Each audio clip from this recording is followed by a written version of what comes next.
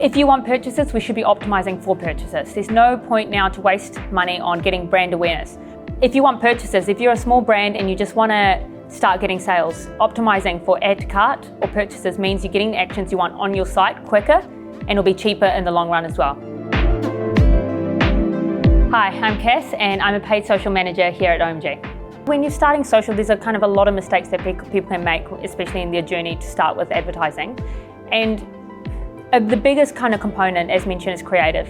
So people just put images that they've shot of their products, their customers, and put it directly on there. But a creative should be able to tell you the whole story. I should be able to know from your creative that you're selling product A and that you would like me to go shop now to go to your website. If it's not clear what your product photo is on the image, maybe you've got a few things in the background, maybe you've got a model wearing it, people don't know. People might get confused and think the model's posing for the makeup, or maybe a watch with a necklace that might stand out more. So say if you've got an e-commerce clothing brand, you need to highlight the clothes and then you need to say something about like the fashion, or you need to be able to know from the creative what your brand is trying to sell me.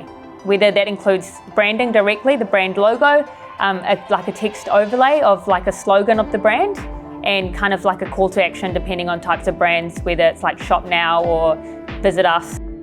Another common mistake people make with social is kind of not setting up the pixel and everything properly to start with.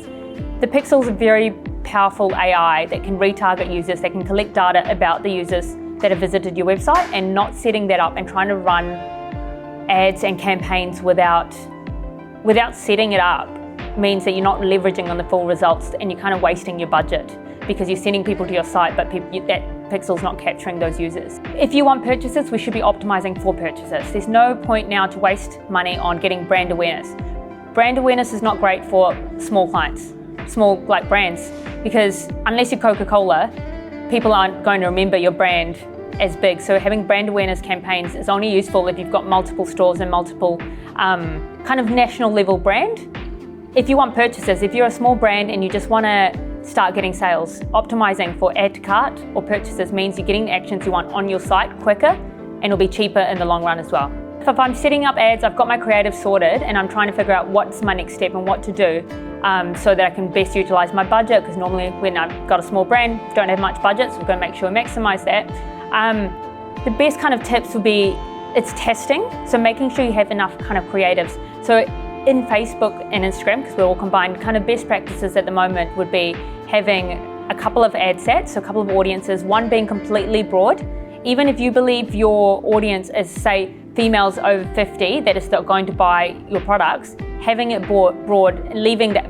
If you really want to, you can kind of set the gender, but leaving it the age range broad and letting the AI do the work would be the biggest tip, because the AI knows who your customers are. If you haven't got purchases, you can do lookalike audiences on people that have visited your website, people that have added to cart, people that have engaged with your Instagram or your social media profiles. If I were to start a kind of a brand new campaign with a new brand, I would be doing a conversion campaign, a few ad sets, one lookalike, one interest targeting, one broad targeting, and within each having always a minimum of 2 ads so that you can continually test. Never put in one ad because you don't know whether it's doing better or worse than the other ad. There's a few ways to kind of identify how your ad isn't working, and that is really kind of dependent on the business. So if you've got a product that is about $1,000, you have to kind of figure out how much would you want to advertise, how much would you want to be willing to spend on the cost per product, like to achieve a sale. So if your product is $1,000, then maybe achieving a sale of $100 per product is quite good for you. And so you'd say that they let the ad spend $100, and if it hasn't got a purchase, then you turn it off.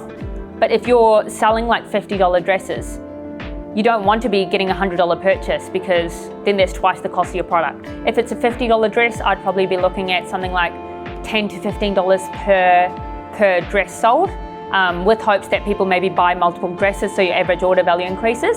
But it'll be a CPA of $10 to $15, and then as soon as it starts kind of climbing up above that, I would be looking at turning that ad off and putting a new ad on and trying to just test. I'd say a lot of what I do is experience and it's just learning. So there's only so much you can know about your brand before you can try and implement that into campaigns. You may think that your ideal customer is women over 50, but as soon as you start playing with these parameters on advertising, you may actually start learning that there may be other audiences that might be interested in your product. Whether people are buying it for their mums who are 50 and over, like kids are buying it for their grandparents. So it's a lot about learning and testing, and I think that's kind of the biggest factor when you're starting out in advertising, is actually just playing around and understanding what's there and what's working, what's not. If it's an oversaturated industry, social works a lot easier because there's less competition and we're choosing the audiences where we want to put our ads in front. But if it's a super niche industry where you know there's going to be people searching for your product and there's not a lot of competition on Google, that's where Google would do better as well. With Google, people have the intention to buy. They're already going out and they're Googling the product they want, and your names are popping up. With social platforms, we're pushing the products to you.